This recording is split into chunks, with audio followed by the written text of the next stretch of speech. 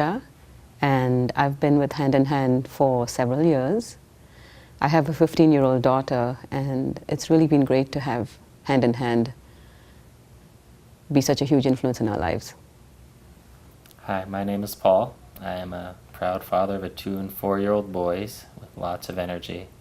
My family has, I think, been involved with Hand in Hand for about a year. And the teachings have provided an incredible amount of insight for my wife and I in terms of how to be with our boys, and we're very grateful for that.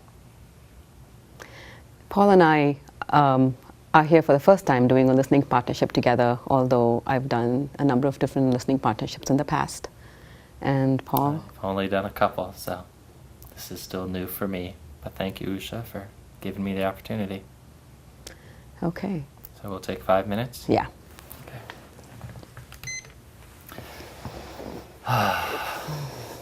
Feels good to be here.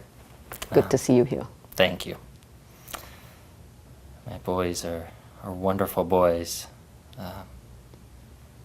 What's been hard recently, our 4-year-old Jonah can get so excited and passionate about what he's doing, and of course the little one, as you can imagine, only wants to join and only wants to do what he is doing. And we see a lot of tension around that. I think one of the hard moments for me has been to see when Galen just wants to be involved, just wants to be there with Jonah, and Jonah starts to push him away, starts to knock him down or even hit him, all these things he knows he's not supposed to do, but in that moment, that's his only reaction. Mm-hmm. And especially if you're the only parent there, it's one thing if both of us are there and we can, one, go to the hurt Galen and be there to comfort him and give him solace, and the other one could work with Jonah, mm-hmm. do some steady listening and be present for him. But when you're the only one, that tension of, you just want to yell at the older one, mm-hmm. Don't do it, stop, why are you doing this? You know better, and, would you want someone to hurt you? You want to just give that, would you want to be hurt? Would you want to get pushed? Mm-hmm. But both through experience and through, understanding, I know that that's not effective, but in that moment, that's all you want to do. And really struggling with how to both comfort one and work with the other, because you just want to take the aggressor in that situation and pull them out, push them away. And it's really hard.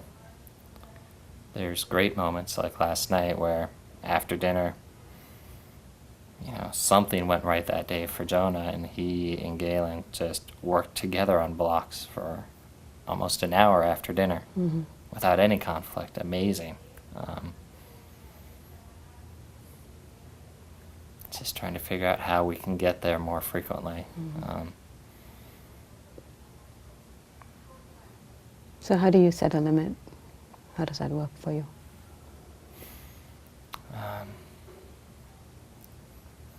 It's really hard.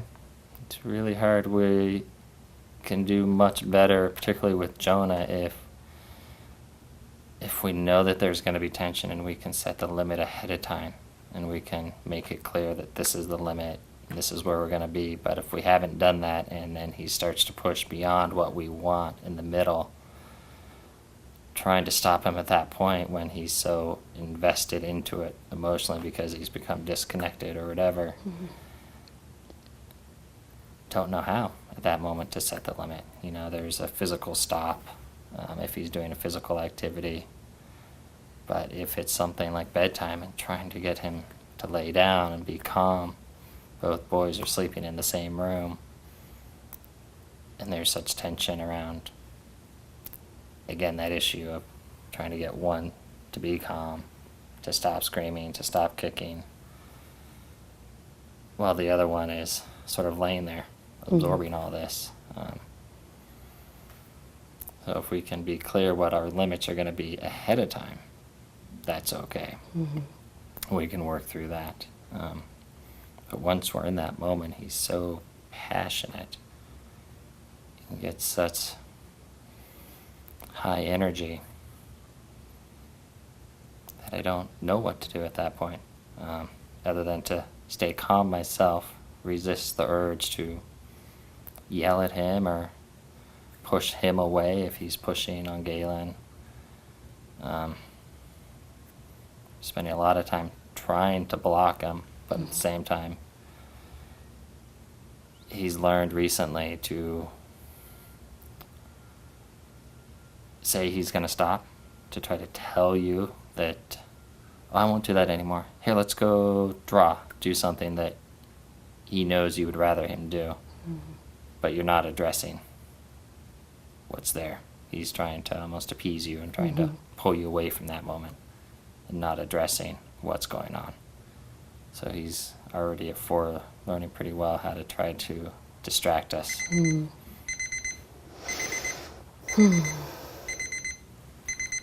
Thank you. I feel like we could go on for a real long time with this. Yeah. Do you want a question? Sure. Okay. Name some places you've been to where you really enjoyed the nature around you. Valencia Boy Scout camp, up off Highway 80. Beautiful land, always feels like home. Okay. Anything else? Other places? West Marin. It's always a great place to be, especially if I'm on a bicycle. Cool. You go on a lot of bicycle rides, huh? Less now. I'd like to get that back in my life. Okay. All right. All right, Would should you we like 5 do? minutes? Sure. Thank you. Setting limits has always been really, really hard for me. Not been hard it wasn't as hard when she was younger. When my daughter was younger, now she's 15. But it got hard, I think, because between her dad and I, we had very different approaches. And he would be extreme with his setting limits. And that always got me real upset. And so I ended up being the person that she would go to when things got really extreme. So as a result, I think because of that, it got harder for me to be more effective. But there were many times when it was effective. And there were so many times, I can't even remember a specific incident, but there were so many times when she would just yell and scream and kick and fight. And I had to just gently hold her down.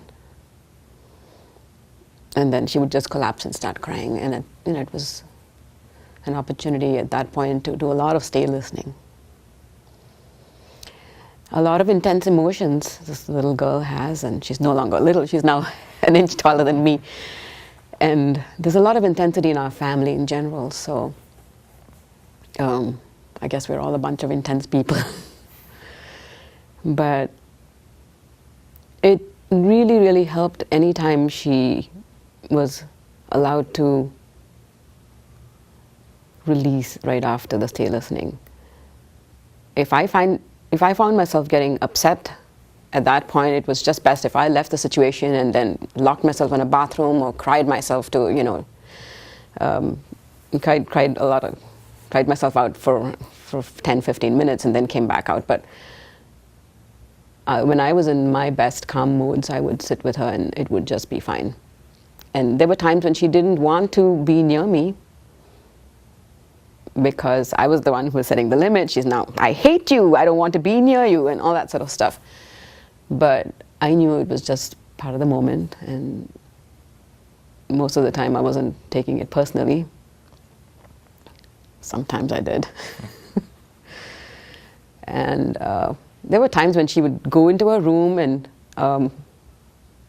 didn't want me to come inside. So I remember sliding sheets of paper underneath the door saying, I want to see you, I'm right here, I love you, and all that sort of thing. And she would shove it right back at me with a lot of anger. This girl had so much anger in her. her relationship with her dad was not really very good. Still not very good. So there's a lot that she has to work through. So the slightest trigger, would just set her off. And there were times when whatever I said was very normal. I wasn't even actually setting a limit sometimes that, it's time to go.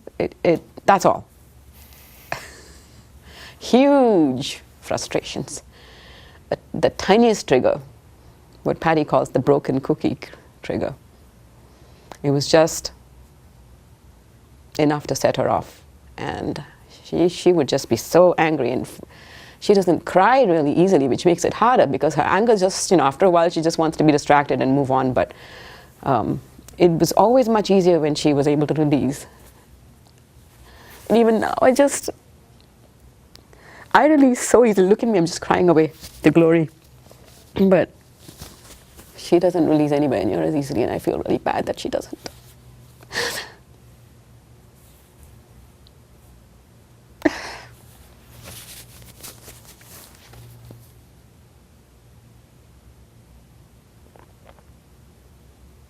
She's got a lot to work through. And she's already 15.